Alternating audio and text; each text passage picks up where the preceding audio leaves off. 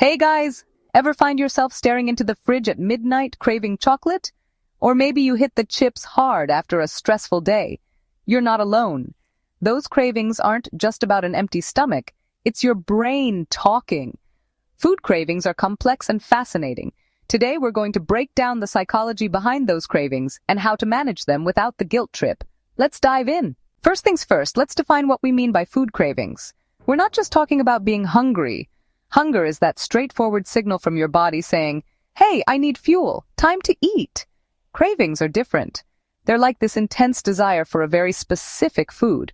It's not just food, it's that chocolate cake you love or those salty, greasy fries calling your name. Hunger is satisfied with a balanced meal. Cravings? They're much pickier, often triggered by emotions, memories, even sensory cues. Studies show that over 90% of people experience food cravings.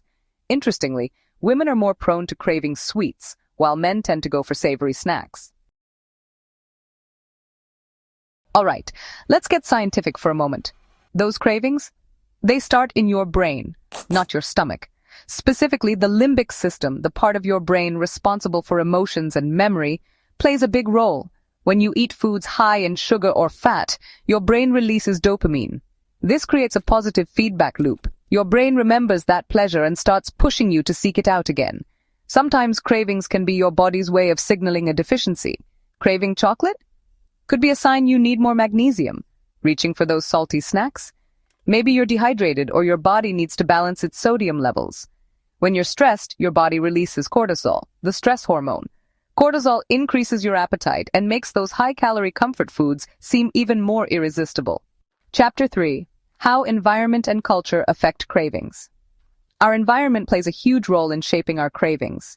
We're bombarded with fast food ads on social media, and bakeries strategically place themselves on street corners, letting that aroma of fresh bread waft into your nostrils. These cues create powerful associations in our brains, linking those foods with pleasure and satisfaction. But it's not just marketing. Culture also plays a significant role. In Japan, for example, green tea-flavored snacks are all the rage. In the United States, it might be burgers and fries. Cravings aren't just biological, they're also learned behaviors, influenced by our upbringing and the media we consume.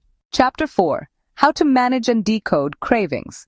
Okay, so we've talked about what cravings are and where they come from. Now, let's get to the practical stuff. How to manage them. First things first, remember that cravings aren't inherently bad. They're just signals, messages from your body trying to tell you something. The key is to learn how to decode those messages and respond in a way that aligns with your health goals. Here are a few strategies that can help. 1. Pause and reflect. Before you give in to that craving, take a moment to pause and ask yourself, am I truly hungry right now? Or am I feeling bored, stressed, or emotional? 2. Distract yourself. Studies have shown that cravings tend to peak within 15 minutes.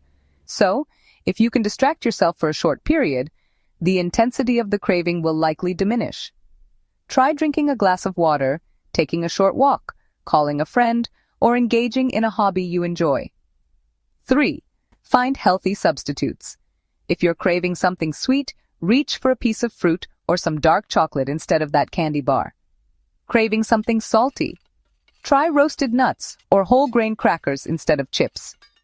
4. Practice mindful eating. Sometimes, simply allowing yourself to enjoy a small portion of the craved food, mindfully and without guilt, can actually help reduce its power over you. So the next time a craving hits, don't beat yourself up about it. Instead, use it as an opportunity to understand your body's needs and make choices that support your overall health and well-being. Remember, managing cravings is a journey, not a destination. If you enjoyed this video, give it a thumbs up, subscribe to my channel for more health and wellness tips, and share it with a friend who might find it helpful.